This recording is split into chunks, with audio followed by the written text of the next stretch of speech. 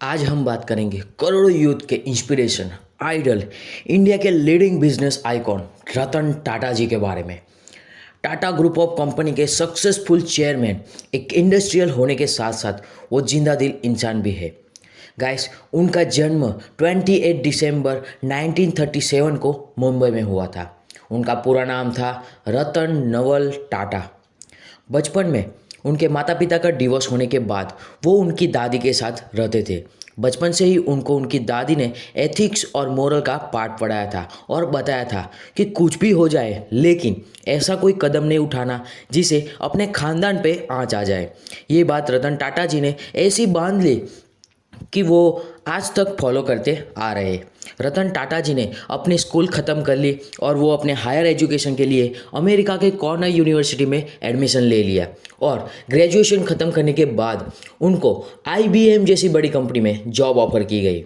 उस समय की सबसे बड़ी कंपनी थी, लेकिन अपनी दादी की तबीयत बिगड़ने के कारण वो जॉब छोड़कर वापस आ गए और टाटा स्टील में उन्होंने जॉब स्टार्ट कर दी। कुछ टाइम बाद रतन टाटा ने JRD टाटा से बात कही कि उनका ये जॉब में दिल नहीं लगता।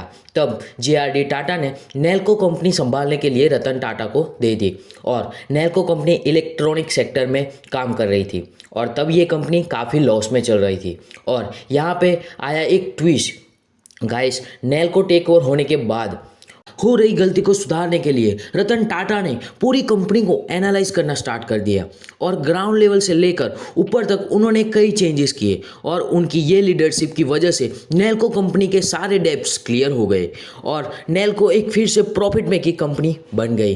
1991 में रतन टाटा की रियल जर्नी की शुरुआत हो गई जब वो टाटा एंड ग्रुप कंपनी के 5th चेयरमैन बने और वो चेयरमैन बने तब कई सीनियर का मानना था कि वो इस पोस्ट के लायक ही नहीं है, लेकिन JRD टाटा ने किसी का न सुनते रतन टाटा को ही चेयरमैन बना दिया और यहाँ से शुरू हुई रतन टाटा की लीडरशिप की जर्नी। रतन टाटा पहले से ही विजनरी तो थे ही, अब उन्हें मौका मिल गया था कि अपने विज़न को इम्प्लीमेंट करने के लिए। अपने विज़न और डिसीजन और लीडरशिप की वजह से टाटा ग्रुप की सारी कंपनी को प्रॉफिट मेकिंग कंपनी में बदल दिया। रतन टाटा विजनरी के साथ साथ मास्टर कम्युनिकेटर भी थे, जिसे वो अपने आइडियाज़ और विज़न को सबके सामने अच्छे से रख पाते थे। उनके अंदर एक खूबी और भी थी कि वो जिसके साथ भी काम करते थे वो उनसे इंस्पायर होकर माइंड में सेंस ऑफ कंपेबिलिटी पैदा हो जाती थी और मैं एक काम आसानी से कर सकता हूँ ऐसा सोचते थे और ये ग्रेट लीडरशिप की निशानी होती है। गाइस, रतन टाटा ने 1998 में कोड ऑफ कंडक्ट प्रोड्यूस किया जिसे हर एम्प्लॉय को सेम रिस्पेक्ट मिलेगी, चाहे वो प्यून हो या MD। लेकिन कई बड़ी पोस्ट वाले लोगों ने कोड ऑफ कंडक्ट साइन करने से मना कर दिया, लेकिन रतन टाटा ने हार ना माना और आखिर सबसे कोड ऑफ कंडक्ट साइन करवा लिया। ये होता है एक लीडरशिप की निशानी। गाइस, रतन टाटा का ये किस्सा सुनकर आपको भी एक जुनून सा आ जाएगा, लेकिन ये किस्सा जरूर से सुनना। किस्सा कुछ ऐसा था कि सन 2000 में ऑटो सेक्टर में काफ़ी लॉस चल रहा था और रतन टाटा ने डिसीजन लिया कि वो टाटा मोटर्स को फोर्ड को बेच देंगे और वो अपनी टीम के साथ बिल फोर्ड को मिलने के लिए चले गए। लेकिन गाइस, बिल फोर्ड को मिलकर रतन टाटा को उनका बर्ताव कुछ ठीक नहीं लगा और बिल फोर्ड ने कहा कि ये कंपनी खरीद कर हम आप पर एक एहसान कर रहे हैं।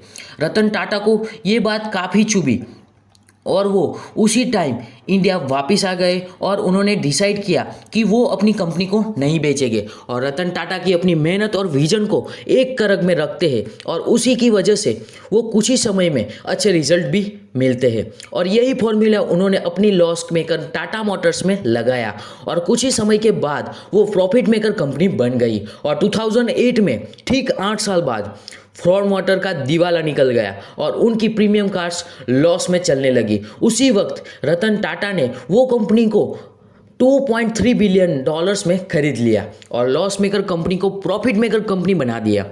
तब बिल फोर्ड ने रतन टाटा से एक लाइन कही कि रतन टाटा जी, आप हमारी कंपनी को खरीद कर हम पर एहसान कर रहे हो। गाइस, इससे एक बात साबित हो जाती है कि सक्सेस के अलावा कोई रिवेंज नहीं है। ये बात रतन टाटा ने प्रूव करके दिखाई। ये होता है लीडरशिप, विजन एंड पैशन। अगला वीडियो आप किस पे देखना चाहते हो फटाफट कमेंट करो और वीडियो को पसंद आया हो तो लाइक करो और चैनल को सब्सक्राइब करो। Then till good bye.